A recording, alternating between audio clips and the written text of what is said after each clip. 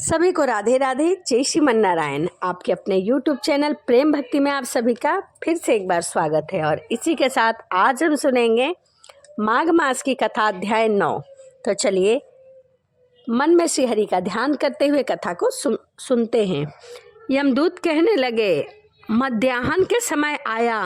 अतिथि, मूर्ख, पंडित, देव, पाठी या पापी कोई भी हो, वह ब्रह्मा के समान है। जो रात्रि के थके हुए भूखे ब्राह्मण को अन्न और जल मध्याह्न के समय जिसके घर आता हुआ अतिथि निराश नहीं जाता, वह स्वर्ग का वासी होता है।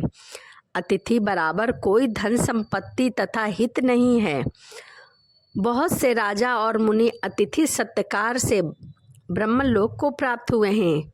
जो एक समय आलस्य से भी अतिथि को भोजन करा दे, वह यम द्वार नहीं देखते।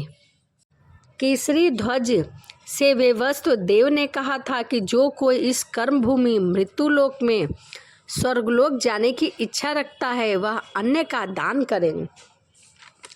दूत कहते हैं कि यमराज कहते हैं, अन्न के बराबर दूसरा कोई दान नहीं होता है। जो गर्मियों में जल, सर्दियों में ईंधन और सदैव अन्न का दान करते हैं, वो लोग भी कभी यमलोक नहीं देखते। उन्हें कभी कोई दुख नहीं होता। जो अपने किए हुए पापों का प्रायश्चित करता है, वह नरक को नहीं देखता।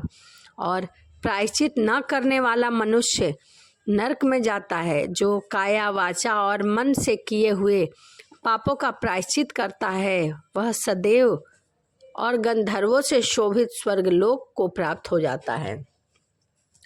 जो नित्य ही व्रत, तप, तीर्थ करता है और पूजा पाठ करता है, जितेंद्रियां है, वह भयंकर यम को भी नहीं देखता।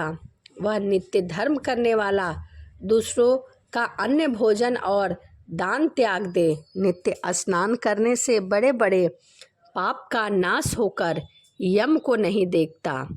बिना स्नान पवित्र कैसे हो सकती है।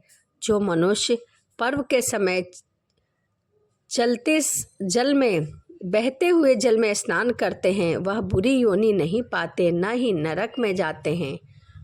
वह माघ मास में प्रातः स्नान करने वाले मनुष्य को नियम पूर्वक तिल, पात्र और तिल कमल का दान करना चाहिए। यमदूत कहते हैं कि हे विकुंडल, पृथ्वी, सोना, गौ आदि परम दान करने वाला स्वर्ग से नहीं लौटता। इसीलिए हमें इन सब चीज़ों का दान अवश्य करना चाहिए। माघ मास में स्नान अवश्य करना चाहिए। बुद्धिमान पुण्यतिथियाँ, व्यपतित पात, संक्रांति आदि को थोड़ा सा दान करके भी बुरी गति को नहीं प्राप्त होता है, वह अच्छी गति को प्राप्त होता है। सत्यवादी, मौन रहने वाला, मीठा बोलने वाला, क्षमाशील, नीतिवान, किसी की निंदा न करने वाला, सब प्राणियों पर दया करने वाला, पराये धन को तृण के समान समझने वाला मनुष्य कभी नरक को नहीं जाता। जो दूसरों की संपत्ति नहीं हड़पता, जो अपने ही धन में सुखी जीवन व्यतीत करता है, पूजा पाठ करता है, माघ मास में स्नान करता है, गुरुजनों और ब्राह्मणों की सेवा करता है, अपने बड़ों का सम्मान करता है, वह सब कभी भी यमलोक का द्वार नहीं देखते, वह स्वर्ग लोक जाते हैं। तो यह माघ मास की कथा अध्याय 9 थी। वीडियो आपको कैसी लगी कमेंट में राधे राधे लिखना ना भूलें। तो चलिए इसी के साथ वीडियो को हम यहीं समाप्त करते हैं और आपसे मिलते हैं अगली वीडियो में। सभी को राधे राधे, जय श्रीमन नारायण, हरे कृष्णा।